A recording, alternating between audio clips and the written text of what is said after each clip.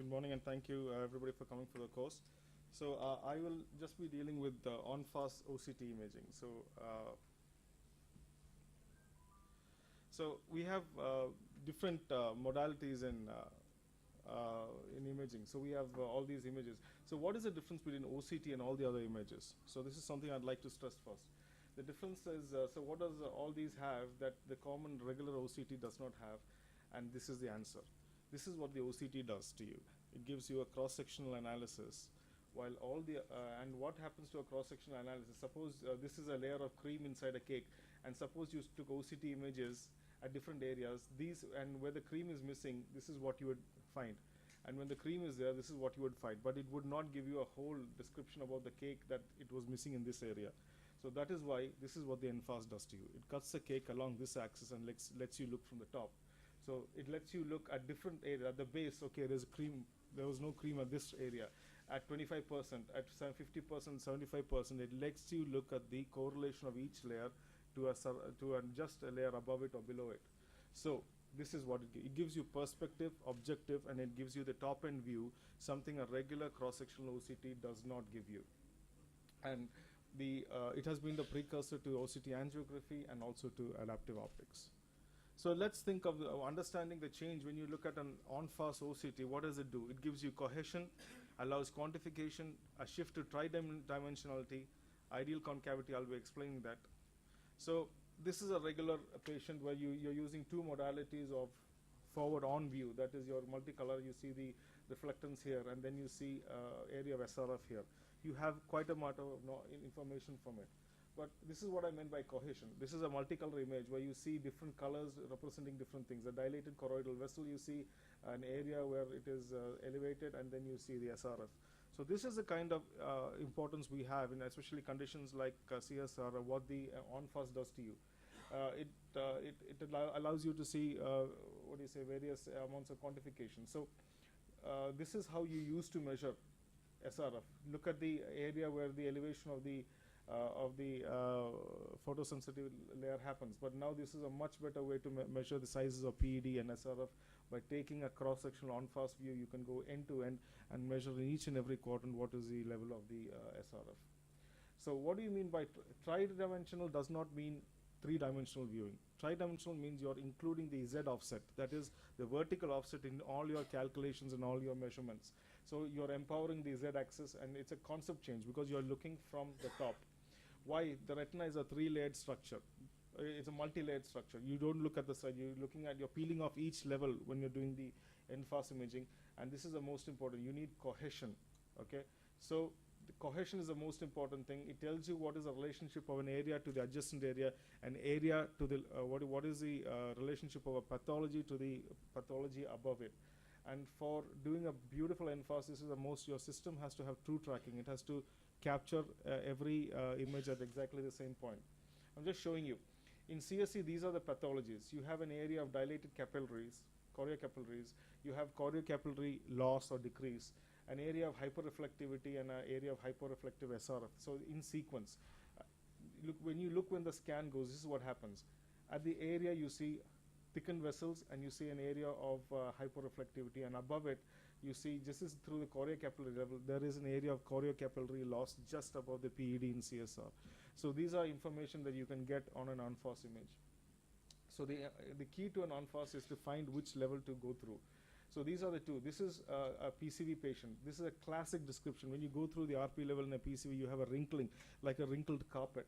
So here, but if you take a, if you're not imaginative and you just take a straight line somewhere, you get features like, you just get your pachychoroid feature and doesn't bring out the exact feature. So this is called ideal concavity. You have to know where to take the ideal concavity. So it is the RP fit if you want to study the outer retina, is the ILM fit if you want to study the vitreoretinal interface.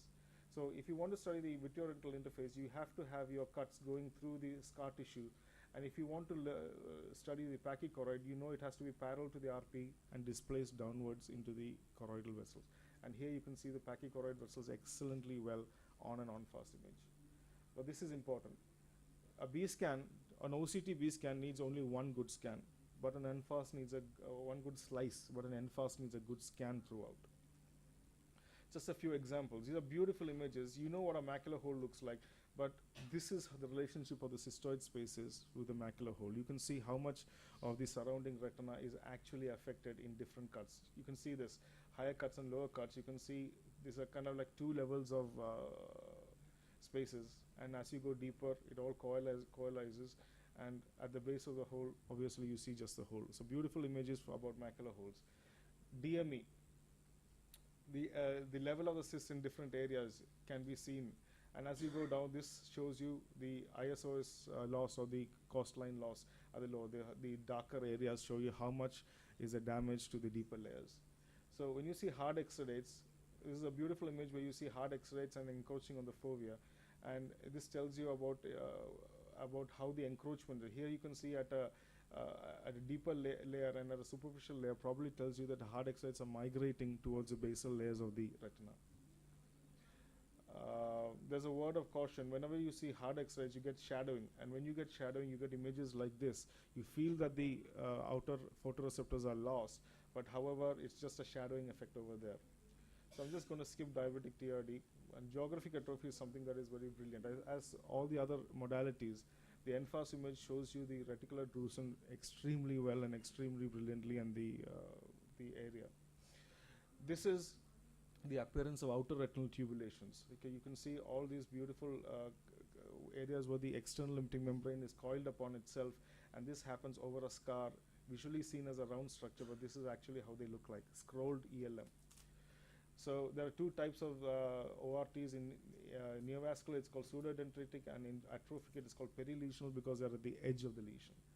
So even you can detect, without the presence of an OCT angiography, sometimes you can detect occult CNVMs using Unfast at the right plane. PCV, as I said, you can get a wrinkled appearance when you do through the this cut, and deeper it corresponds to the dilated choroidal vessels. Very carefully, sometimes cut just underneath the level of the the PED, you can see polypoidal lesions as well. So this is definitely a precursor and adds a lot of information to the OCTA. Beautiful images of choroiditis. This is a white dot syndrome where you see at the level of the ISOS or the coastline, you can see a damage just a level beneath it. There's not an issue. Beneath it, you see choriocapillary loss. So that corresponds, choriocapillary loss leading to photoreceptor damage in white dot syndromes being a primary choriocapillary. Just showing the image once again, you can see the flickering of the image, and again beneath it the loss of the choriocapillaries. All this is Enface without OCT angiography. Again, mudes, you can see the loss of, in the healing, see the loss of the photoreceptors at different points.